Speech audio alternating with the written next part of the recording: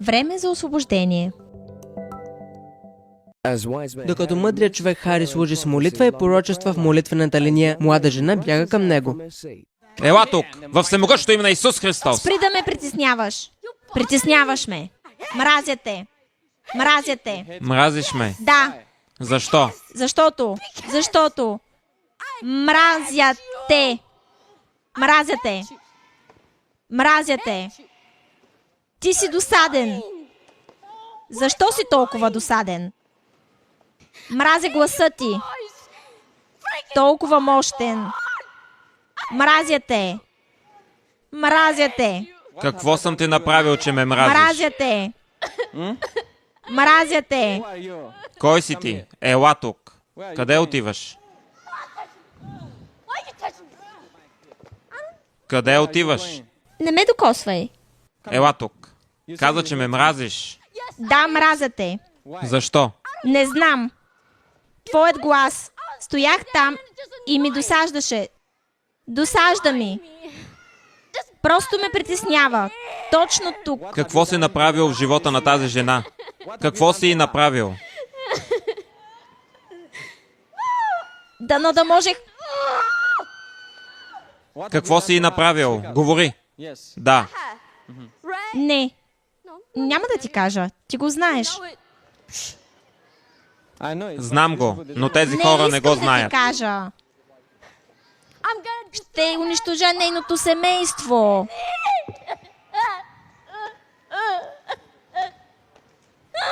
Във всемогъщото име на Исус Христос.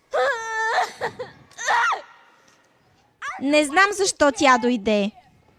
Не разбирам. Защо? Защо тя дойде тук? Защо? Кажи ми. Защо? Защото е време да си тръгнеш за това. Време е да си тръгнеш в името на Исус Христос. Във всемогъщото име на Исус Христос. Вън! Вън! Вън! Във всемогъщото име на Исус Христос.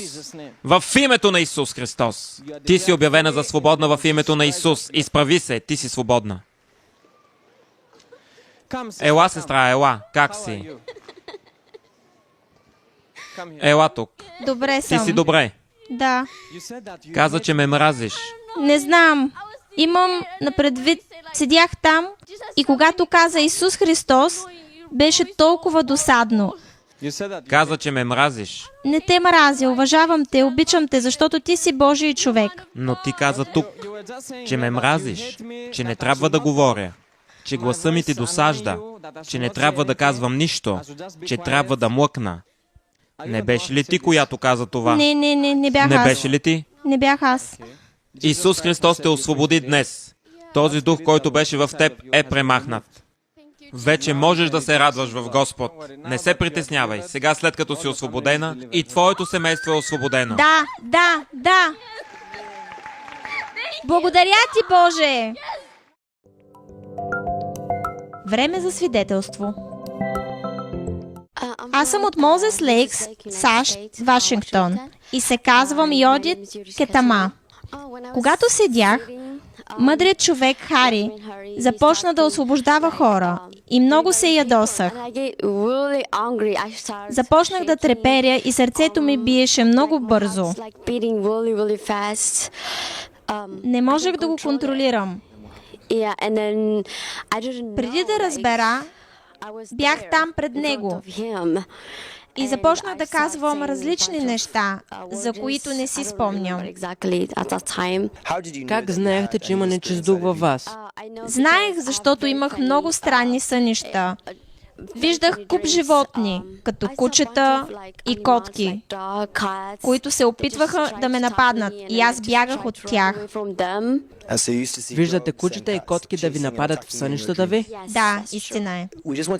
Преди казахте, че имате гняв във вас. Как този гняв ви повлия в живота ви и взаимоотношенията ви с другите? Повлия ми и по-специално във връзката с приятеля ми. Ядосвах се без причина. Понякога се чудех какво ми се случва с мен, какво става. Наистина ми повлия на социалния живот. Когато изговори Словото Божие, не исках да го чуя. Бях много ядосана. Дори се опитах да го нападна.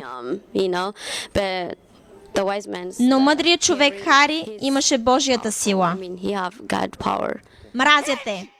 Мразя те. Мразиш ме. Да, Защо? защото мразя те. Мразя те. Мразя те. Ти си досаден. Защо си толкова досаден? Мразя гласа ти. Толкова мощен. Мразя те. Мразя те. Какво съм ти направил, че ме мразиш? Мразя те. Мразя те. Кой си ти? Ела тук. Къде отиваш? Каза, че ме мразиш. Да, мразя те. Защо? Не знам. Твоят глас. Стоях там и ми досаждаше. Досажда ми. Просто ме притеснява. Точно тук. Какво си направил в живота на тази жена? Какво си й направил? Дано да можех... И какво се случи с вас? Не можех да се доближа до него. Исках да избягам, но той идваше по-близо към мен. И аз продължавах да се отдалечавам. Какво виждахте в него, че не можехте да се доближите до него? Светлини, които бяха мощни. Особено гласът му беше наистина мощен. Когато се моли за вас с силата на Святия Дух и паднахте, какво се случи? Почувствах се замаяна и малко уморена, но съм добре. Гневът вече го няма. Този гняв ви напусна моментално? Да, така е. Изчезна, защото се почувствах облегчена и не се чувствах вече стресирана. Чувствах се добре. Добре съм. Да, много съм щастлива и искам да кажа благодаря много, особено на Тиби Джошуа. Обичам те толкова много. Благодаря ти, Господи, аз съм свободна. Няколко дни по-късно екипът на Емануел ТВ отиде до Мозес Лейк, Вашингтон, САЩ, за да посети Юдит в общежитието на университета й, за да чуе свидетелството как нейният живот и семейството й са се променили след всемогъщото освобождение, което получи от Исус Христос по време на съживлението в САЩ с мъдрият човек Хари. Емануел. Аз съм Рут, репортер на Емануел ТВ. Намираме се в Мозес Лейк, пред колежа Мозес Лейк, в Вашингтон, САЩ. Дойдохме да посетим един от хората, които получиха едно чудесно освобождение от нашият Господ Исус Христос по време на съживлението в САЩ с мъдрия човек Хари в Трак Център в Вашингтон, САЩ. Много хора дойдоха на съживлението с проблеми и трудности, но някой обърна бъркотията в послание на надежда. Обърна трудностите в свидетелство. Този някой е Исус Христос. Днес сме тук, за да посетим Йодит, една от многото, която получи грандиозното освобождение от Исус Христос. Тя учи тук в този колеж и ще се срещнем с нея, за да видим какъв е живота и няколко дни след освобождението, след като получи един нов живот в Исус Христос. Здравей! Аз съм Рут от Емануел ТВ. Как си? Няколко дни по-късно екипът на Емануел ТВ отиде до Мозес Лейк в Вашингтон, САЩ, за да посети Йодит в общежитието на университета й. Те искат да чуят как живота й и семейството й се бяха променили след освобождението, което получи от Исус Христос по време на съживлението в САЩ с мъдрия човек Хари. Намираме се в колежа Биг Бен с Йодит. Дойдохме да я посетим и да споделим радостта й за чудесното освобождение, което получи по време на съживлението в САЩ с мъдрия човек Хари в щата Вашингтон, САЩ. Радваме се да се срещнем тук. Дойдохме да я посетим в общежитието, където живее и учи. Искаме да чуем и разберем нейното свидетелство. Казвам се Йодит Катама и съм от Вашингтон, Мозес Лейк. Какъв е животът ви след съживлението? Живота е красив. Всичко е светло. Много съм спокойна, когато говоря с хора. Сега е наистина различно. Ако някой ме дразни или някой ме притеснява, не искам да отговарям или да им говоря лошо, за което съм щастлива. Искате да кажете, че повече не се ядосвате на хората около вас? Не, не съм. Не се ядосвам повече. Спя спокойно, като бебе. Вече няма кошмари. Искам да благодаря на Тиби Джошуа, че изпрати мъдрият човек Хари в Америка. Много ти благодаря.